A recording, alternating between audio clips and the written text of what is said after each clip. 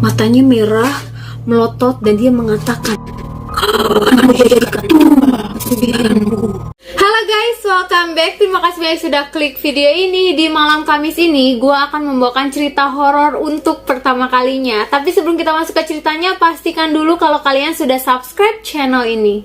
Siapa nih yang dari kalian, khususnya cewek-cewek, kalau nyari kos-kosan harus bagus, murah, dan luas. Jangan sembarangan juga ya. Kalau mau cari kos-kosan harus hati-hati juga guys, karena kita nggak tahu nih kenapa itu kos-kosan bisa dikasih harga murah terus gede lagi. Nah, kayak kisah horor yang akan gue bawain kali ini. Kos-kosan luas, murah, tapi jadi tumbal. Sebuah kisah horor tentang mahasiswa yang mendapatkan kos-kosan murah dan luas, tapi dibalik semua itu, nyawanya terancam akan dijadikan tumbal pesugihan dari ibu kosnya. So, tanpa menunggu waktu yang lama, langsung aja yuk kita masuk ke ceritanya.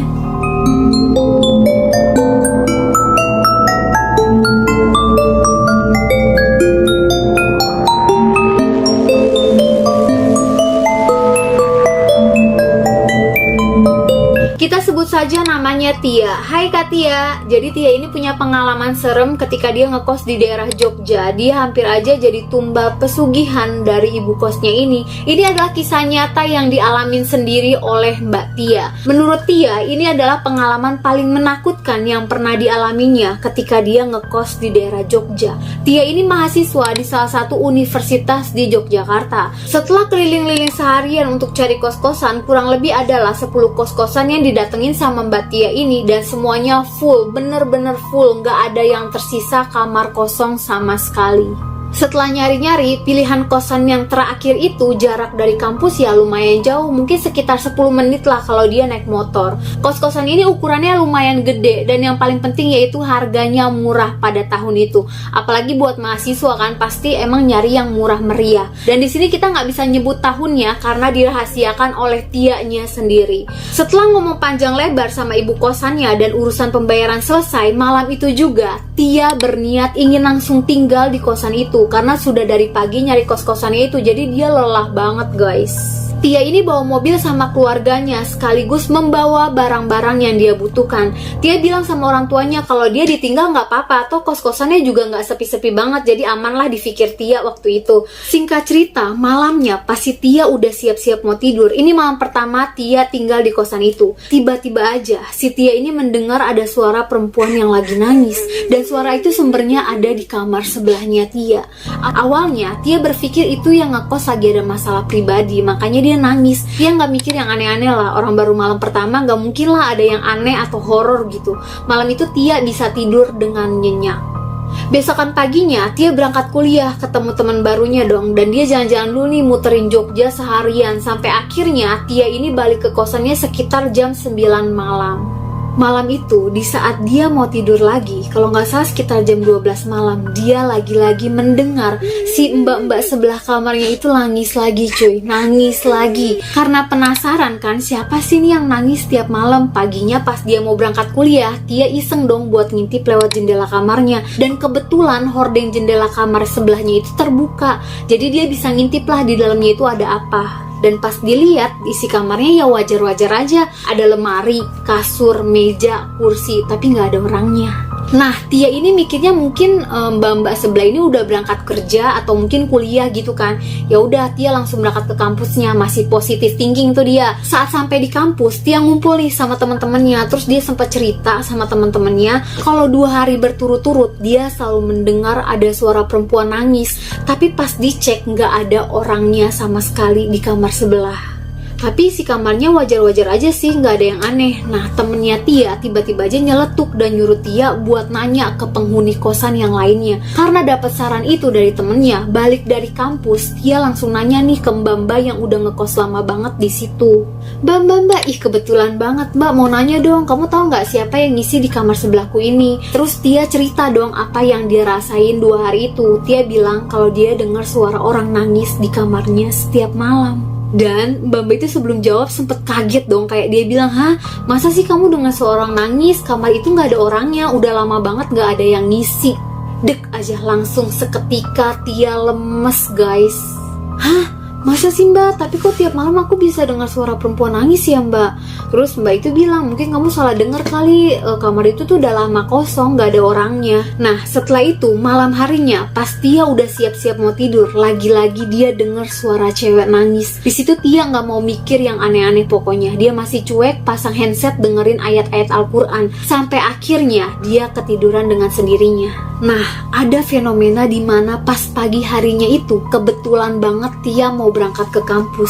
Tiba-tiba aja si ibu kos ini nyamperin si Tia. Dia langsung masuk ke dalam kamarnya Tia sambil bawa sarapan pagi. Cuma anehnya si ibu kos ini pakai dandanan yang nggak biasa gitu guys. Ibu kosannya pakai kebaya, rambutnya disanggul. Tapi lagi-lagi ya udah, Tia masih mikir positif ya. Mungkin ibu kosnya mau ke kondangan atau ke acara nikahan, namanya juga orang Jogja kan. Tapi kenapa baru sekarang ngasih sarapannya gitu loh? Karena sebelum-sebelumnya nggak pernah ngasih sarapan guys. Dan Tia sempet nanya juga nih ke penghuni kamar yang lainnya, dan mereka juga sangat kaget pagi itu. Selama mereka ngekos di sana, ibu kosnya nggak pernah baik seperti itu. Mungkin karena dia udah dapet tumbal kali ya, makanya dia coba berusaha untuk baik dan care gitu, ya nggak sih? Nah, tapi setelah beberapa bulan ngekos di situ, Tia mulai ngerasa ada keanehan.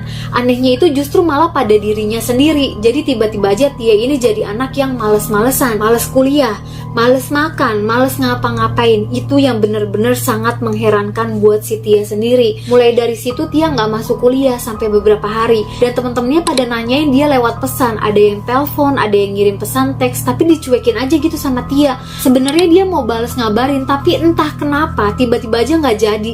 Sampai akhirnya temen-temennya ini pada datang ke kosannya Tia, dan pas mereka datang ke kosannya Tia, mereka bener-bener dicuekin sama Tia. Tia kayak merasa benci gitulah sama temen-temennya, tapi nggak benci beneran guys, kayak benci yang dibuat dengan hal yang nggak wajar gitu loh. Singkat cerita, keanehan itu semakin menjadi-jadi, dimana Tia itu sering bangun tengah malam dan badannya lemes, gak bisa ngapa-ngapain. Nah, pas kebangun itu, Tia ngeliat ada sesosok perempuan yang masuk ke dalam kamarnya. Tapi posisi kamarnya itu lagi gelap, jadi dia gak tahu siapa perempuan yang masuk itu. Intinya bajunya itu sangat aneh yang dipakai sama perempuan itu. And then, paginya itu, ibu kos ini nyamperin ke kamarnya Tia. Dia masuk ke kamar Tia, ngasih sarapan lagi tuh. Dia pakai pakaian sinden gitulah. Dia masuk ke dalam kamarnya Tia, terus sambil kayak ngegrumung kayak gini.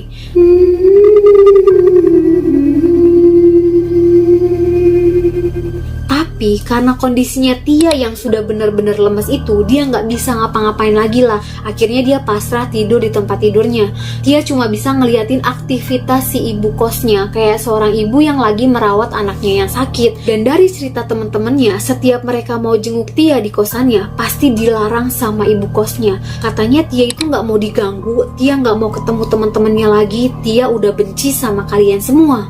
Karena hal itu, mereka jadi sangat cemas. Bahkan dosen yang ngajar di kampusnya Tia sempat nanyain si Tia ini kemana, karena dia udah gak masuk kuliahnya tuh udah lama banget guys. Jadwal kuliahnya tuh harus aktif karena dia mahasiswa baru. Nah, orang tua temennya Tia ini sebut saja namanya Ibu Umi. Beliau punya kemampuan spiritual, jadi kayak orang semacam orang pintar. Jadi ketika Tia dalam kondisi seperti itu, temennya Tia ini namanya Novi, dan Bu Umi itu ibunya Novi. Novi cerita kalau ibunya mimpi ketemu dengan leluhurnya. Terus leluhurnya itu bilang kalau Tia harus segera diselamatkan karena dia sudah terpengaruh oleh ilmu guna-guna. Dan katanya Tia cuma bisa bertahan sebulan lagi. Jadi si Novi ini disuruh ibunya buat maksa Tia untuk keluar dari kosan itu dan dibawa ke rumahnya untuk diobatin. Si Novi dan beberapa teman Tia yang lainnya sudah berkali-kali nyoba buat maksa masuk ke dalam kosannya Tia. Tapi pas mereka sudah di depan kamarnya Tia, pintunya dikunci. Jadi mereka nggak bisa ngapa-ngapain guys. Balik lagi ya ke Tianya. Jadi malam itu Tia kebangun lagi dengan kondisi tubuh yang lemes banget.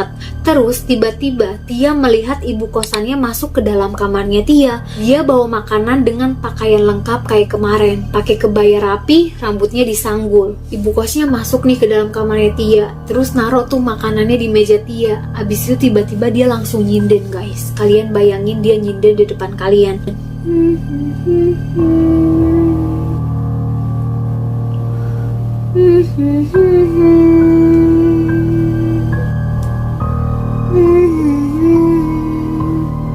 Setelah beberapa menit nyinden, ibu kosnya berhenti dan tiba-tiba aja ibu kosnya ini melihat ke arah Tia.